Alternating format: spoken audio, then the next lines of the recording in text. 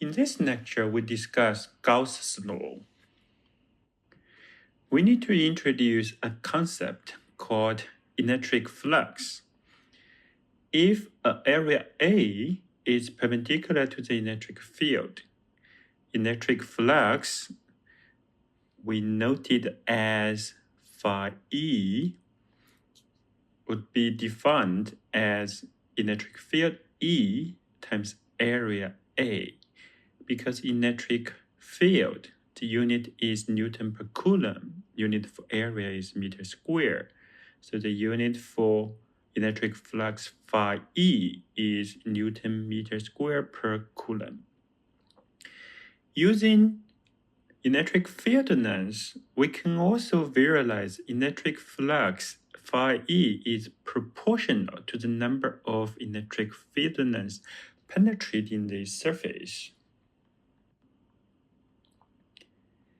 If the area is not perpendicular to the field length, we need to do the following. First, we need to find out the norm vector of area A, which is the black arrow on this graph.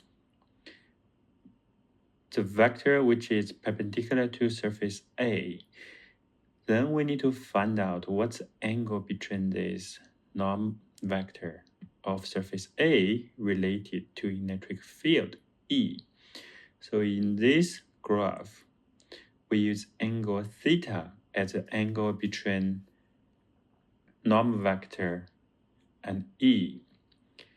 Then we project area A to another area A prime, which is perpendicular to electric field. Area A prime equals to A cosine theta. Now A prime and E are perpendicular. So electric flux going through A prime is E times A prime. Also from the graph, we can see the electric field length penetrating area A prime equals to the electric field length penetrating area A. So we know the electric flux going through area A equals the electric flux going through area A prime. So the electric flux going through area A equals E times A times cosine theta. Again, theta is the angle between norm vector of area A and the electric field E.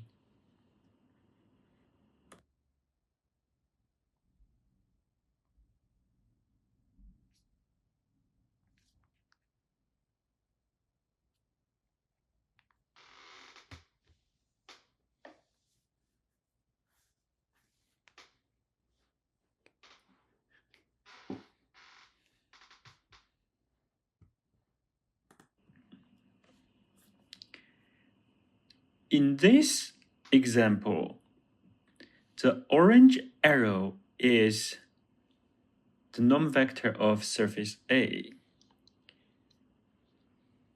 When the surface itself is perpendicular to E, this norm vector is in the same direction as the electric field. So the angle between norm vector and E is 0. In this case, phi, theta, the angle between norm vector and E is 0. Theta is 0, cosine theta is cosine 0, and the cosine 0 is 1.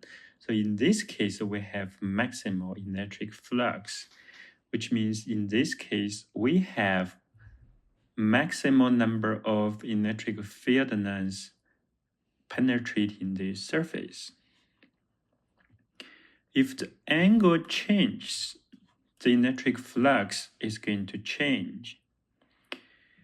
When the electric flux would be 0, now it would be when the surface itself is in parallel with the electric field and the norm vector is perpendicular to the electric field.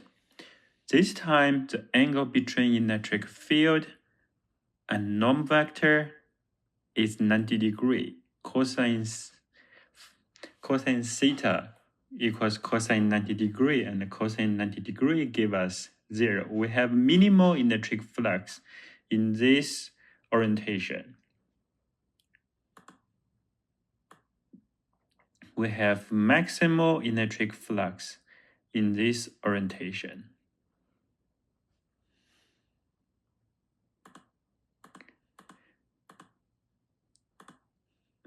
Now, here would mean we have negative electric flux if the surface, the norm vector is in the opposite direction of electric field. In this case, electric field pointing up and the norm vector pointing down. So the angle between electric field and norm vector is 180 degree now. Cosine 180 degree give us -1. So the electric flux is minus the maximum value.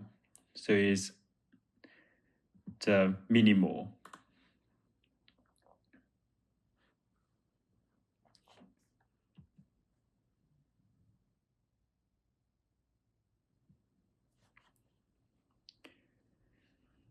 We can define a closed surface.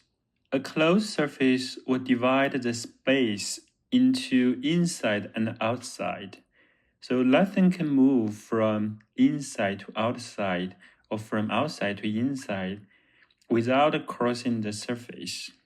So we can define the net flux going through this closed surface proportional to the number of electric field lengths going out from the surface. The net flux going through a closed surface can be positive or negative. This is an illustration of electric flux due to created by charge going through a box.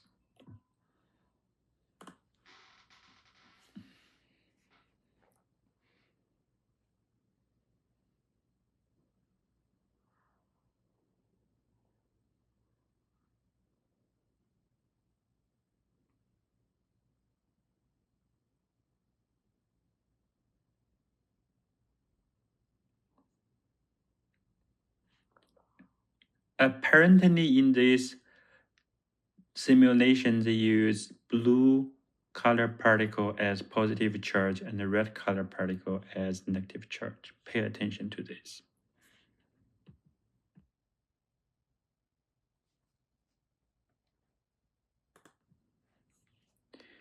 This is another example. Suppose we have an electric field pointing in the positive x direction. Then we have a box. One of the color is at x equals 0, y equals 0, z equals 0. What would be the electric flux going through this box? Now we can look at the surface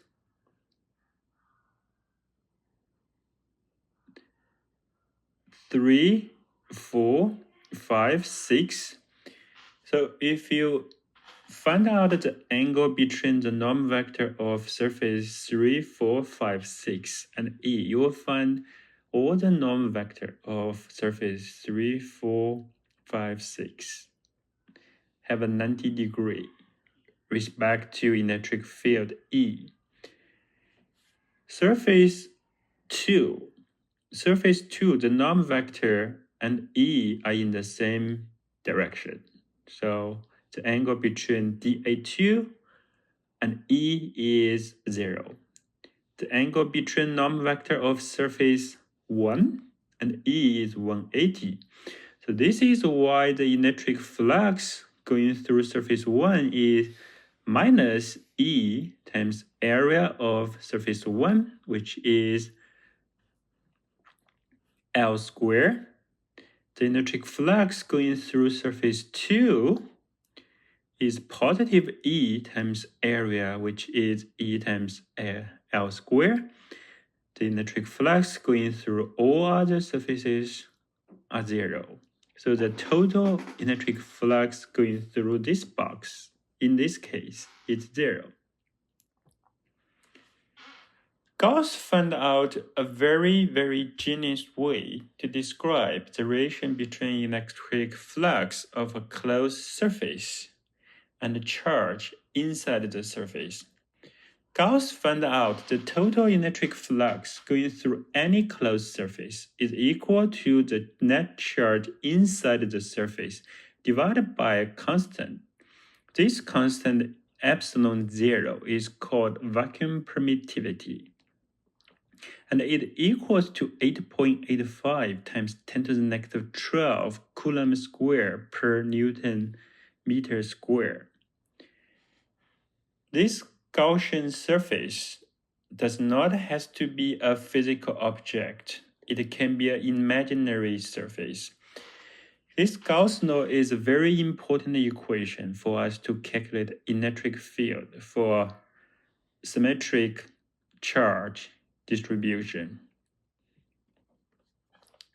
Using Gauss law, we can find out if we have a thin spherical shell carries charge, total charge Q, we'll find outside of thin spherical shell, the electric field is kq over r squared. It will be exactly like all the charges at location 0 and produce electric field for us. And using Gauss law, we can also find out if we have a infinite large surface charge distribution, all the electric field are perpendicular to the surface, and its magnitude is given by charge density sigma.